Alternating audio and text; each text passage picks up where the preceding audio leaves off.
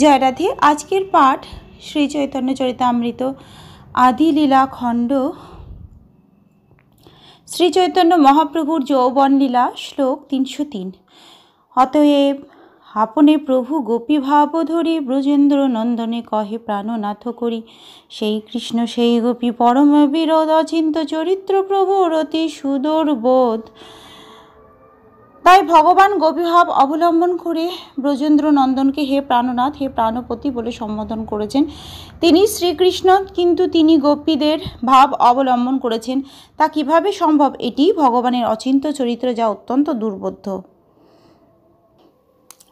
যে কোনো জাগতিক বিচারে শ্রীকৃষ্ণের গোপিকাদের ভূমিকা অবলম্বন করা অবশ্যই বিসদৃশ, কিন্তু পরমেশ্বর ভগবান শ্রীকৃষ্ণ তার অচিন্ত চরিত্রের প্রভাবে গোপিকাদের ভাবে আবিষ্ট হয়ে কৃষ্ণ বিরহ অনুভব করতে পারেন। এই বিরুদ্ধ ভাব কেবল পরমেশ্বর ভগবানই সম্ভব, কেননা তার অচিন্ত শক্তির প্রভাবে অসম্ভব ও সম্ভব হয়। তাই ভগবানের এই অচিন্ত শক্তিকে বলা হয় অঘটন ঘটন পটীয়সী। গোস্বামীদের আনুগত্যে নিষ্ঠা সহকারে বৈষ্ণব দর্শন অনুগমনকারী ভক্ত না হলে এই ধরনের বিরুদ্ধ ভাবগুলি হৃদয়ঙ্গম করা সম্ভব নয়। তাই শ্রীল কৃষ্ণদাস কবিরাজ গোস্বামী শ্রী চৈতন্য চরিতামৃতের প্রতিটি পরিচ্ছেদের শেষে বর্ণনা করেছেন, শ্রীরূপ রঘুনাথ পদে যা রাস চৈতন্য চরিতামৃত কহে কৃষ্ণদাস। শ্রীল রূপ গোস্বামী ও শ্রীল রঘুনাথ দাস গোস্বামীর শ্রীপাদপদ্মে আমার প্রণতি নিবেদন করে, তাদের কৃপা প্রার্থনা করে এবং তাদের পদাঙ্ক অনুসরণপূর্বক আমি কৃষ্ণদাস শ্রী চৈতন্য চরিতামৃত বর্ণনা করছি। শ্রীল নরোত্তম দাস ঠাকুর তার একটি গীতে গেয়েছেন, রূপ ও রঘুনাথ পদে হইবে আকতি কবে হাম বুঝব সে যুগল পীড়িতি। রাধাকৃষ্ণের মাধুর্য উজ্জ্বল প্রেমকে বলা হয় যুগল পীড়িতি।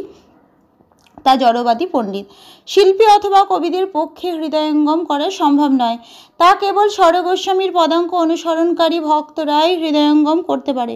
কখনো কখনো তথাকথিত শিল্পী বা কবিরা শ্রীমতী রাধারানী ও শ্রীকৃষ্ণের প্রেম হৃদয়ঙ্গম করার চেষ্টা করে এবং সেই বিষয়ে সস্তায় ছবির বই বা কবিতার বই প্রকাশ করে। দুর্ভাগ্যবশত তারা রাধাকৃষ্ণের অপ্রাকৃত প্রেমের ছিটে ফোটাও হৃদয়ঙ্গম করতে পারে না। তারা কেবল সে বিষয়ে তাদের প্রবেশ করার অধিকার নেই, সেই বিষয়ে অনাধিকার প্রবেশ করার চেষ্টা করে।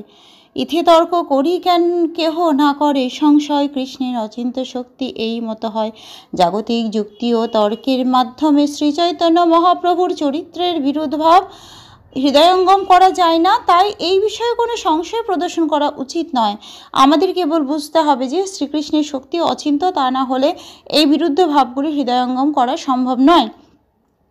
অচিন্ত অদ্ভুত কৃষ্ণ চৈতন্য বিহার, চিত্রভাব চিত্রগুণ চিত্র ব্যবহার। শ্রীকৃষ্ণ চৈতন্য মহাপ্রভুর লীলাবিলাস অচিন্ত ও অদ্ভুত, তাঁর ভাব বিচিত্র, তার গুণ বিচিত্র এবং তার ব্যবহারও বিচিত্র। আজকের পাঠ এই অবধি। ভজ শ্রীকৃষ্ণ চৈতন্য প্রভু নিত্যানন্দ, শ্রী অদ্বৈত গদাধর শ্রীবাসাদি গৌরী ভক্ত বৃন্দ। হরে কৃষ্ণ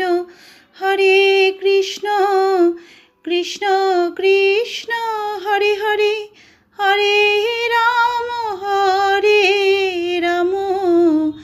রাম রাম হরে হরে।